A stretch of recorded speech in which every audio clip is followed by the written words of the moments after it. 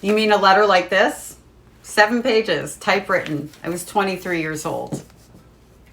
This was in response to a letter she had written me because I began to create boundaries, mostly in relation to my children. One of my children was her golden child. The other one was the non-existent child to her, not even the scapegoat, which I kind of thank my lucky stars for because she only neglected him instead of really abusing him.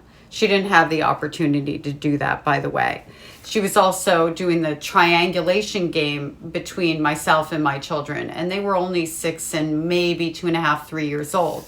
So she writes me this letter telling me how she's not going to accept the blame for where my life is and all of these different things, and she's so sorry for how I'm struggling right now with my life, when in fact at that time I was beginning not to struggle. I was furthering my education and I was creating boundaries, which to her appeared like me struggling rather than me going, no, I am not going to allow you to abuse me and my children anymore. So I write the letter and I document everything that she put me through, everything, and how it impacted my life and how I wished it were different.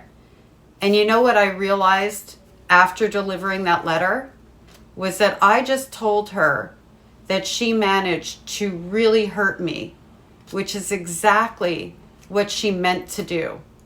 Because when I look back at how my mother abused me, how systematic it was, how much she was trying to make sure I never succeeded in life, she sabotaged my education. I realized that this letter was her validation. Happy that now none of this remains true. I mean, the things she did remains true, but I'm not carrying the lasting effects in terms of having the life that she wished she had destroyed for me. On the contrary, I have a really amazing life and amazing children who are now adults and amazing grandchildren who are teenagers. So, they're a little tougher because they're teenagers, but they're wonderful and they're amazing and I adore them.